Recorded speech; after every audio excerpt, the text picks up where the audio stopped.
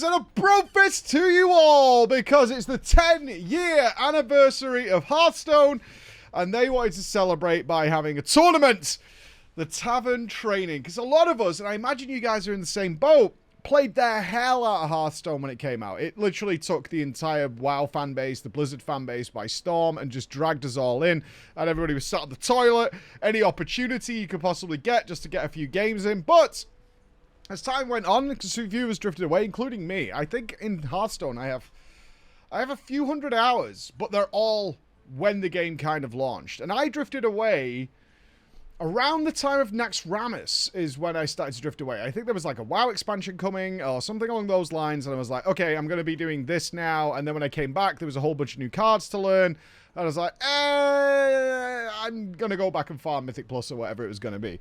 So I was actually really excited when Blizzard was like, hey, we've got this big holiday-themed expansion coming. We're calling it Perils in Paradise, and we want to like get you in for a tournament if you can do it, and play against some of the cool content creators. Like Nagura was in there, Sloopbag was in there, all wonderful people who I love very, very much. Annie Fuchsia was in there, Grubby was in there. There was a bunch, man. There was a big bunch.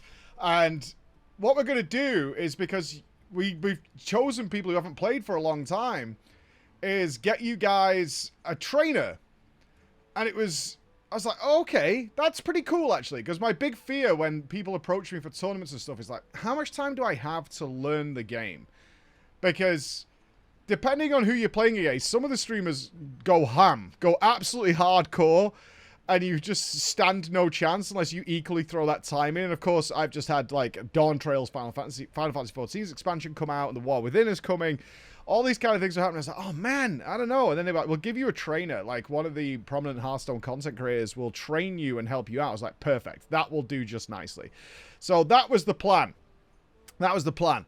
I got a choice of who I wanted. I was looking around and I spotted this wonderful Liverpudlian who lives, if you're not sure who that is, lives like 45 minutes away from me, if not less. Scouser, as we call them. Trainer Dane Hearth. Had a look at his channel. I was like, this is my guy. This is my guy. And I was like, I want Dane Hearth. I want Dane Hearth big time. I have to say, getting into this, Dane Hearth was extraordinary. Like, talk about hard carry. The amount of work Dane Hearth put into this to make it as easy as possible for me was exceptional. He sent me like sheets. He made all these decks for me. He was like, right, we're going to start with this. This is going to ease you back into it, which was like Pain Warlock. We're going to train you on that one.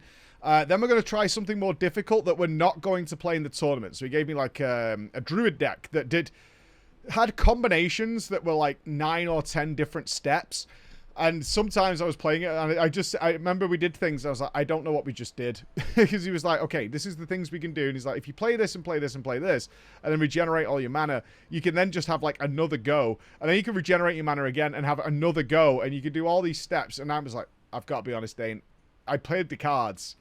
I don't know what we did. And if this was in tournament, I have no idea what I was going to do. He's like, exactly. You're not going to be playing this. I'm just making you aware of the kind of things that can happen. And more importantly, learn what the opponents can do. Which I thought was really fun. And then what we decided to do is like, we were trying to predict, obviously, what would the enemy be doing. We kind of misfired a little bit on this, but we weren't incorrect, really. Is that the guess was they're probably going to be playing Pain Warlock because it's a simpler deck that people can pick up and get into and do a lot of practice with without having to go into extensive knowledge, and it's relatively effective, so that's probably going to work. That wasn't what happened, and we were both surprised. That wasn't what happened in the tournament itself. So let's talk about the tournament. So the big 10-year anniversary, and we're like sat there, it's tournament time. Now the tournament rules didn't change so much, but they didn't get like super finalized. There was a lot of ideas. What actually ended up happening is several content creators had limited time on tournament day. It was also the launch of the Olympic ceremony, so it kind of got shortened and shortened until we ended up in single elimination. In Hearthstone, that's really rough, right? Dane Hearth, who's been a caster for Hearthstone for a while, made the point pretty clearly. He's like, if you do a best of series, you know, multiple games, 5 games or whatever, the better player will win. But single elimination, you're kind of not going to see that. You're going to see kind of who got the best draw at the beginning, usually. And then if you make any sort of misplay, and this is something I noticed, it's always interesting to me when we interact with other communities, like on stream, as particularly, right? And Hearthstone has one of those communities where people are completely assured of themselves that if you would have done a different play, let's say you've got 2 or 3 choices of what you can do on a turn, if you would have done the different one, you absolutely would have won. It's nonsensical, but they're like dead certain. It's like, I am sure if you would have done this, we would have, the next 5 turns would have been amazing and all that kind of stuff. You know, that was always interesting to see the people who were very serious about it. It's like, that's not what I would have done, and I know what I would have done. Who would have won? But we started to get a grip of what was going on. Dane was like, I think they're pretty sure they're going to play like Pain Warlock or something like that. So what we're going to do is come out of left field and we're going to play a mage deck, a spell-casting mage deck. Because my feedback was, I do have really limited time to practice. And part of that was, we didn't get the decks to play with until 2 days before the tournament. So we had training sessions, which were really awesome, with Dane leading up to the tournament. But I had to play on my account, which I haven't played since Naxxramas. So I was lacking a lot of stuff. Now, the cool thing is, Blizzard's give us, and everybody, including you guys, if you log in, you get these big catch-up packs. It's like 50 cards, right? And you get like these huge amount of cards to get you caught up. But obviously, we're looking for really tailored, specific meta decks.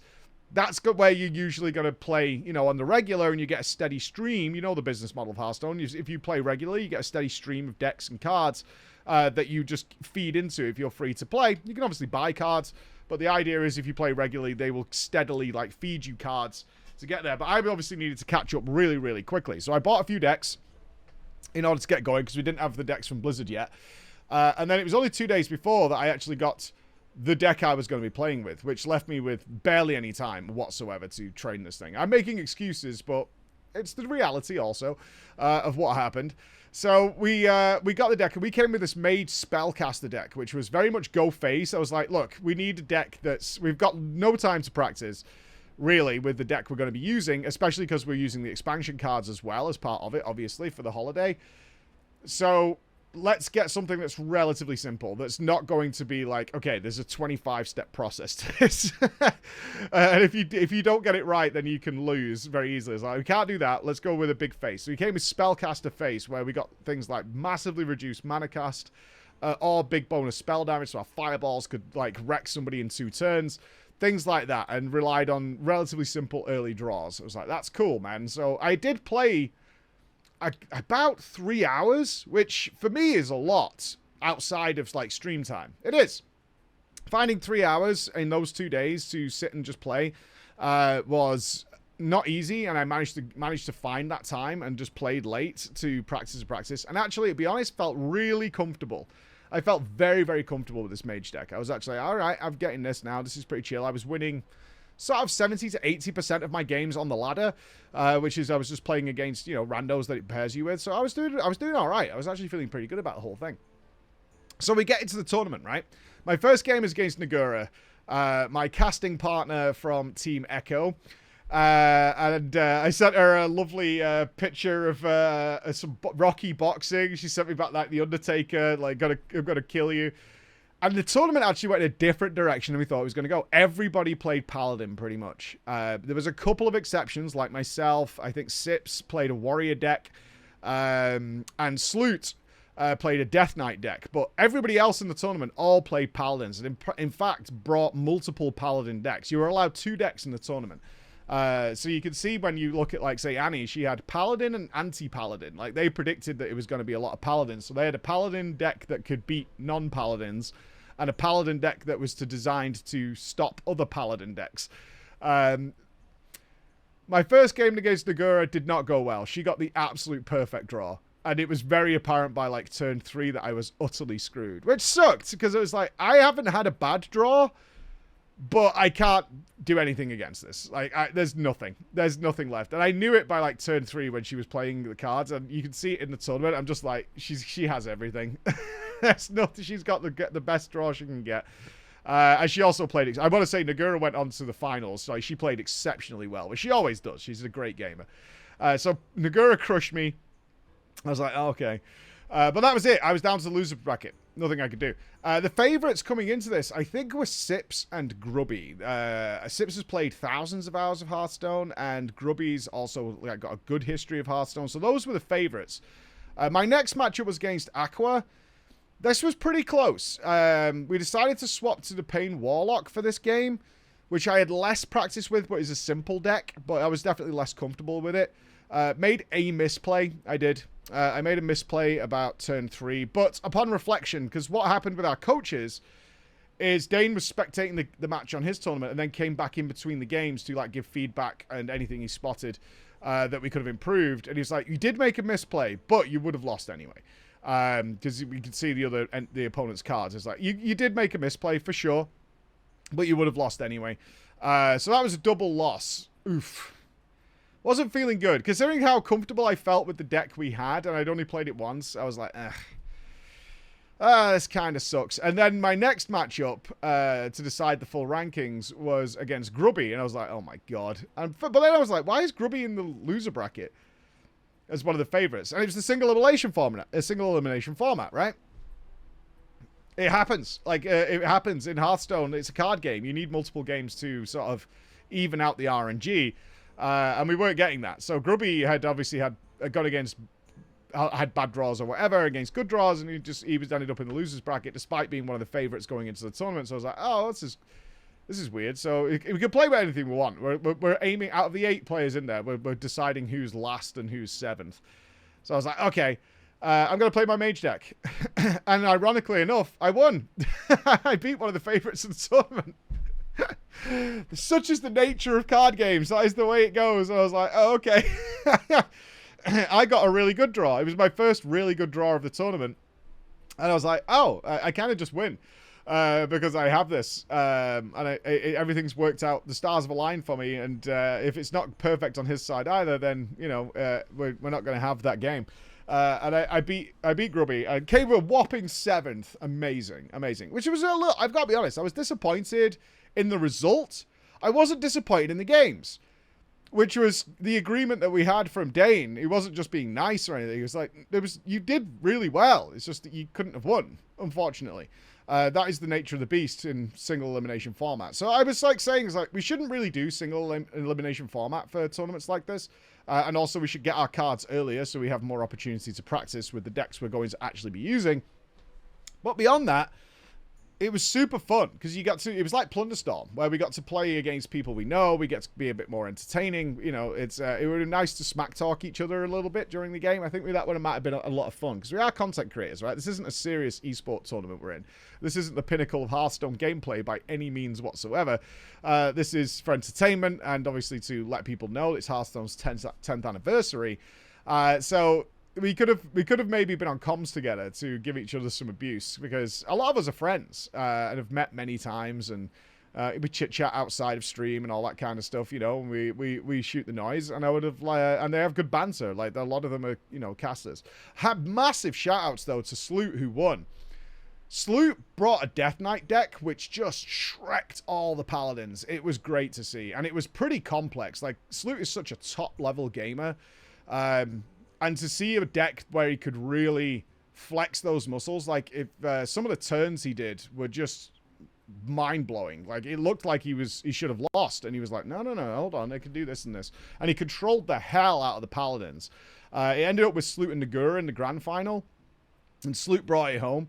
And the cool thing was, we had this giveaway at the end for the content creators. They had 8 prizes that had been like created by other content creators. The top prize was made by Nerdforge, which was like a 6-foot tall Firelands portal card. It was badass. It was really good.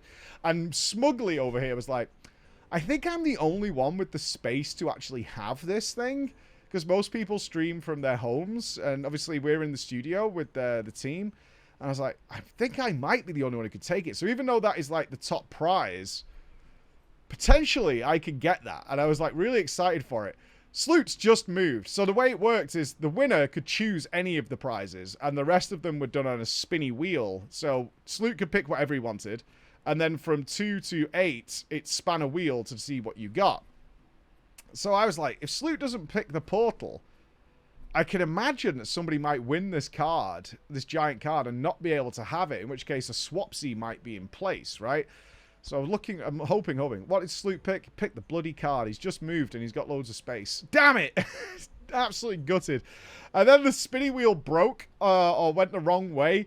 When it got to us, because the next thing I wanted was like this wooden statue thing. It was pretty cool, and it came down to my roll, to the roll before me, and it didn't land on the statue. I was like, sick, it didn't land there, but there was some miscommunication, and they were like, okay, you win the statue, and I was like, wait, what?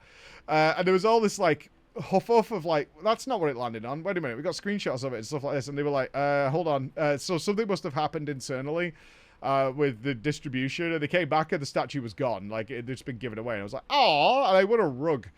Well, I actually won a windowed sun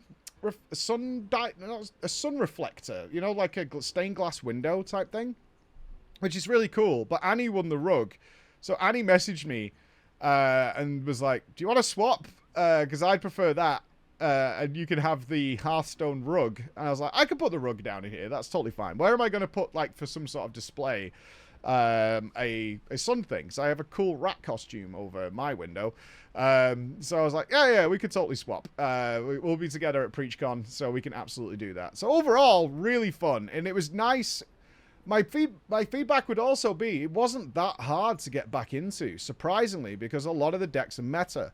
And so even though there's like an abundance of cards and choices, you generally run into like 7 or 8 different decks when you're playing the ranked game, which means you get used to what's going on really quickly. I remember while I was grinding on my mage, I kept running into these like armor stacking, mana blasting warriors, and they just outlast you. And I was like, these guys suck.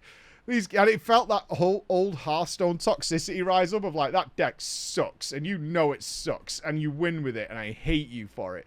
I faced a warrior, and it was like the first time I'd seen this deck, so I was like, okay, not sure how this thing works. It ended up with like 30 health and 70 armor, and then dropped like 4 Ziliax cards on me with taunt and massive stats, and I was like, I'm kind of screwed. But after that, I did get a little used to them. I was like, okay, I know what I need to do here. I need to blast phase much quicker before they start ramping up and getting crazy. So you start learning and doing stuff.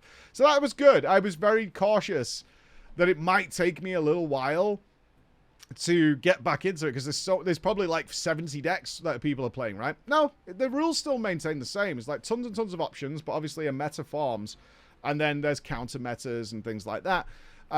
Which kind of does restrict down like how many cards are actually in play during the ranked games, if that's your choice. And of course, everything like arena and stuff is still there. So I love this. I thought this was super fun. I just wish we had more games, because my deck was really good. It was really good, but single elimination in a Hearthstone tournament, I get it's for fun. All right. We'll let it slide. But you guys should check it out. If you've not played Hearthstone for a while, it's obviously still free, and you can jump in and mess around. And you've got a big bunch of decks for the 10th anniversary special. So go and check it out. Thank you for listening, guys. I'll see you again. Bye-bye.